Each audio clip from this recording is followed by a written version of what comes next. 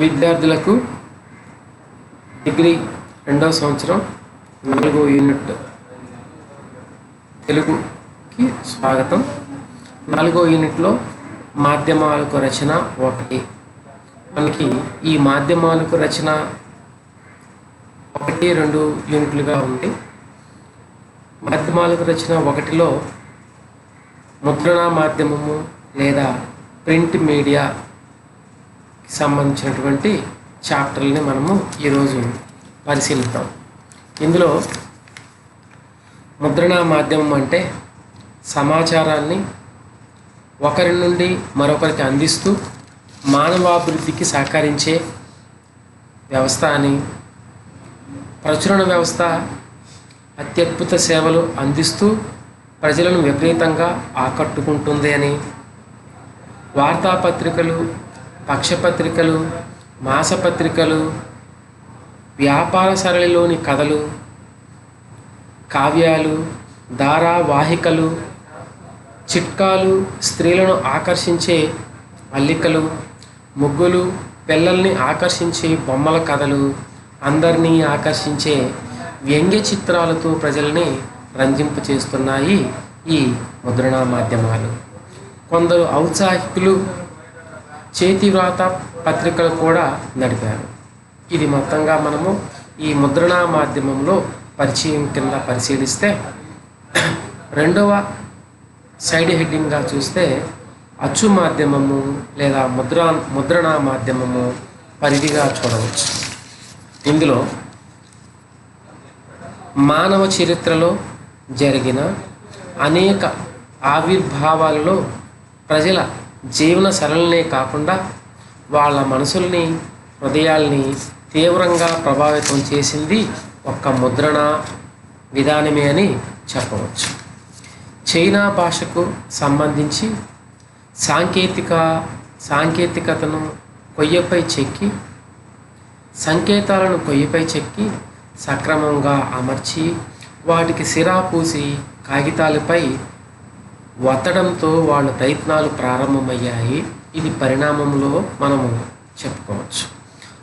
అచ్చులతో ముద్రించే విధానం చైనాలోనే 13వ శతాబ్దంలోనూ, కొరియాలో 14వ శతాబ్దంలోనూ ప్రారంభమైంది.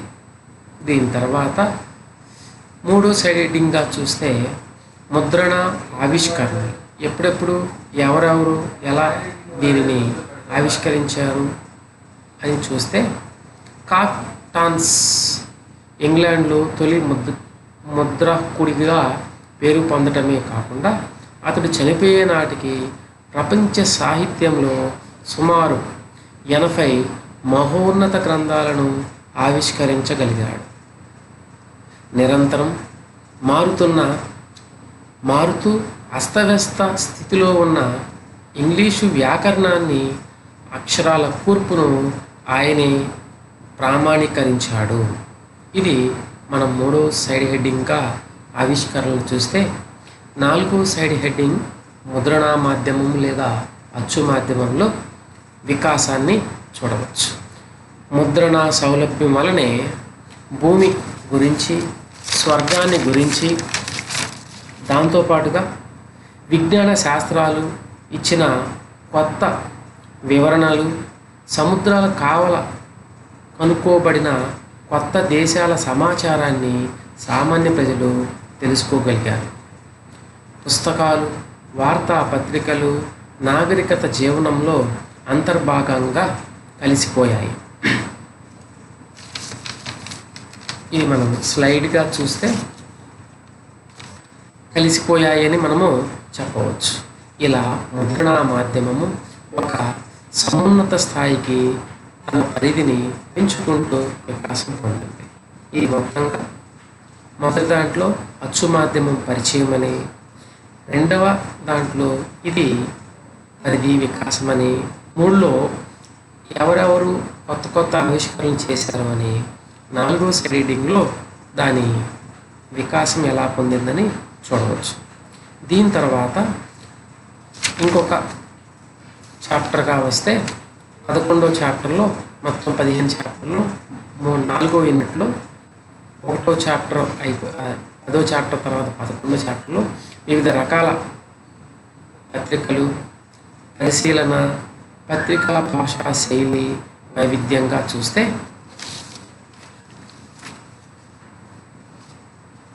సామాజిక, సాంస్కృతిక, రాజకీయ సమస్యలపైన సాధారణ ప్రజల ఖచ్చితమైన అభిప్రాయాలను అందించేదే వార్తాపత్రిక అని పాత్రికేయ రంగ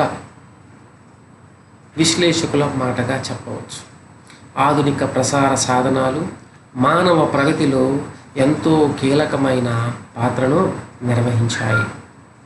దీని తర్వాత ఇది మనము ఈ పత్రికల యొక్క పరిచయం చెప్తే, వివిధ రకాల పత్రికలు వాటి పరిశీలనను చూస్తే, తొలి తెలుగు పత్రికగా మద్రాసు క్రానికల్ 1833లో మనకి వచ్చింది అని, ఆంధ్రపత్రిక 1914లో దినపత్రికగా మార్చారు అని, మన తెలుగు భాషకు వరకు చూస్తే తొలి తెలుగు పత్రిక ఆంధ్రపత్రిక అని, దీని వ్యవస్థాపకులు కాశీనాథుని నాగేశ్వరరావు గారు అని, ప్రచురించే కాలాన్ని బట్టి, ప్రచురించే అంశాలను బట్టి పత్రికలు 2 రకాలుగా వర్గీకరించవచ్చు. రోజు ప్రచురించే దాన్ని దినపత్రికలని, వారానికి విడుదలయ్యే సంచికల్ని వారపత్రికలని, అలాగే నెలకొకసారి విడుదలయ్యే పత్రికను మాసపత్రికలని, 15 రోజులకు వస్తే పక్షపత్రిక అని, 3 మాసాలకు వస్తే త్రైవార్షిక పరీక్ష అని, 6 నెలలకు ఒకసారి వస్తే అర్ధవార్షిక పత్రిక అని, సంవత్సరానికి వస్తే వార్షిక పత్రికలుగా మనము చూడవచ్చు. ప్రచురించే అంశాన్ని బట్టి పరిశీలిస్తే వార్తాపత్రికలని, సాహిత్య పత్రికలని, ఆర్థిక పత్రికలని, సాంకేతికాది పత్రికలుగాను విభజించవచ్చు. దీని తర్వాత ప్రస్తుతం దినపత్రికలుగా ఈనాడు, సాక్షి, ఆంధ్రజ్యోతి, ఆంధ్రభూమి, విశాలాంధ్ర, ప్రజాశక్తి వంటి పత్రికలు మనకి అందుబాటులో, ఇంకా కొన్ని పత్రికలు వంటి పత్రికలు అందుబాటులో ఉన్నాయి.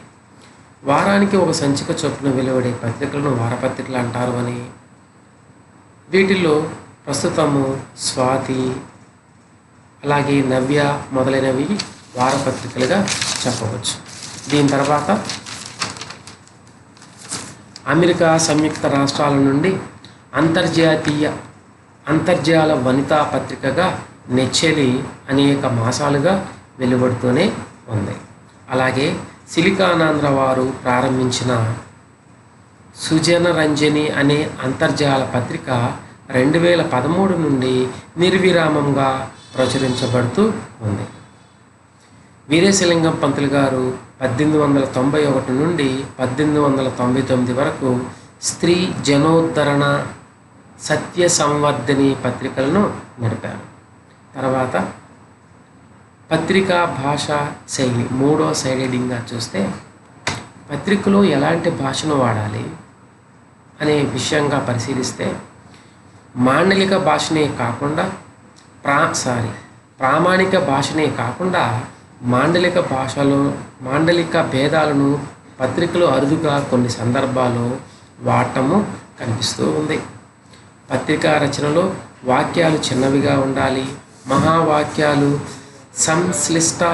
సంక్లిష్ట వాక్యాలు ఈ రచనలో పనికిరావు. చిన్న సామాన్య వాక్యాలు వార్తా రచనకు అనువుగా ఉంటాయి. అలాగే 4వ సైడింగ్ చూస్తే శైలి వైవిధ్యం. పత్రికల్లో భిన్నమైన రచనా రూపాల్లో సృజనాత్మక శైలి ఒకటి. కొన్ని పత్రికలు ఈ కూర్పు విషయంలో కొన్ని సాంప్రదాయాలను పాటిస్తున్నాయి. ఉదాహరణకి 2వ పేజీలో సంగ్రహ ప్రకటనలు ప్రచురిస్తాయి. చివరి పేజీలో క్రీడా సంబంధ వార్తలు వస్తాయి. సూక్ష్మంగా, సూటిగా, చిన్న పారాగ్రాఫులుగా వార్తలు రాయాలి. ఇక 5వ సైడింగ్గా చూస్తే వార్తా రచన పద్ధతులు. దీన్ని మనము ఒక 3 పద్ధతులుగా చెప్పవచ్చని. ఒకటి కథనాత్మక పద్ధతి, అంటే వివరించేలా కానీ.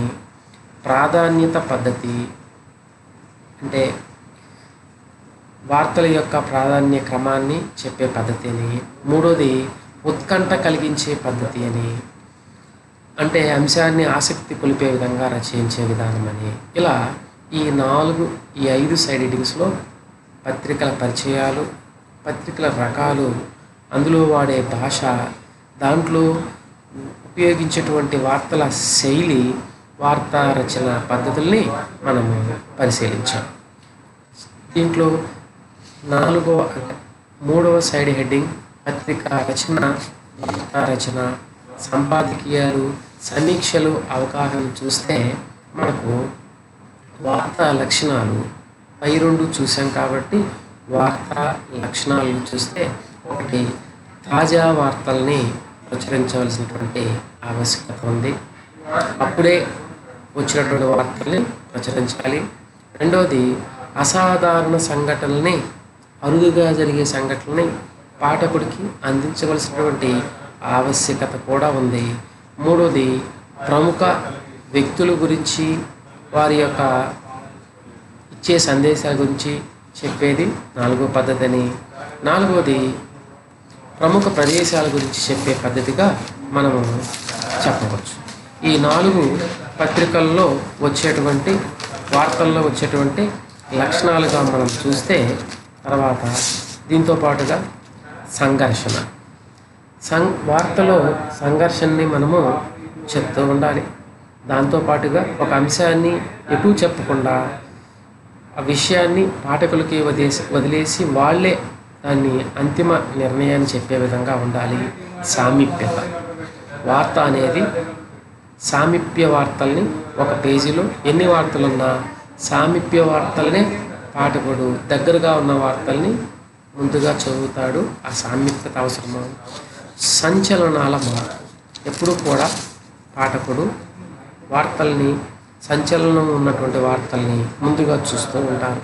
అలాగే అభివృద్ధి, గవర్నమెంట్ నిర్వహించేటువంటి అనేక అభివృద్ధి కార్యక్రమాలని వార్తల రూపంలో కూడా పత్రికలు ప్రచురించవలసిన ఆవశ్యకత ఎంతైనా ఉంది. తర్వాత వార్తలు రకాలు, ఒకటి నిరీక్షిత వార్తలు, 2 ఆకస్మిక వార్తలు అని మనం 2గా చెప్పవచ్చు. నిరీక్షిత వార్తలు అంటే ఒక కార్యక్రమం జరగటానికి ముందుగానే ప్రకటనిస్తారు. ఆ కార్యక్రమం పలానా రోజు జరిగిద్దని ముందుగా దానికి సంబంధించినటువంటి కథనాల్ని వార్తాపత్రికల్లో ప్రచురిస్తూ ఉంటారు. దీన్ని నిరీక్షిత వార్తలు అని. ఉదాహరణకి వరల్డ్ కప్ ఒక 10 రోజులు ముందు జరిగితే ఇక్కడి నుంచే కథనాలను రాస్తూ ఉంటారు. అలాగని. రెండవది ఆకస్మిక వార్తలు, అప్పటికప్పుడే అనుకోని విధంగా జరిగేటువంటి సంఘటనల్ని ఆకస్మిక వార్తలు అంటారు. ఈ 2 రకాలుగా ఉంటుంది. అలాగే వార్తా రచన వివిధ అంగాలు. ఈ 5వ సైడ్ హెడ్డింగ్లో ఒకటి వార్తకి మంచి శీర్షిక ఉండాలి అని. రెండవది డేట్ లైన్ లేదా తారీఖు, స్థలము ఉండి తీరాలి అని. మూడవది లీడ్, విషయ పరిచయాన్ని చక్కగా వివరించాలని. 4వది బాడీ, అంటే విషయం ఉండాలని. ఆ తర్వాత కాల వ్యవధి అని. దాని తర్వాత వర్తకుల ఉపన్యాసాలు, ఒక కార్యక్రమం జరిగితే అనేక మంది వక్తలు పాల్గొంటే ఆ అందరి వక్తల్లో కూడా ప్రధాన వక్త గురించి రాసి మిగిలినటువంటి వక్తలు కూడా ఉపన్యసించారని చెప్పటము సర్వసాధారణంగా ఉంటుంది. నెక్స్ట్ ఉపశీర్షికలు ఇవ్వటం వల్ల ఆ వార్త యొక్క ఆవశ్యకత తెలుస్తూ ఉంటుంది. దీని తర్వాత 6వ సైడ్ హెడ్డింగ్ చూస్తే సంపాదకీయాలు. సంపాదకీయము అనేది పత్రికలో అతి ముఖ్యమైన రచన సంపాదకీయమని చెప్పవచ్చు. అలాగే పుస్తక సమీక్ష, భిన్న రంగాలకు సంబంధించిన వెలువడే పుస్తకాలన్నీ సమీక్ష కోసము వార్తాపత్రికల వద్దకు వస్తూ ఉంటాయి. ఈ విధంగా ఈ 3 చాప్టర్లో పత్రిక లేదా అచ్చు మాధ్యమము, ముద్రణా మాధ్యమం కింద మనము చూసేటువంటి ఆస్కారము కలదు.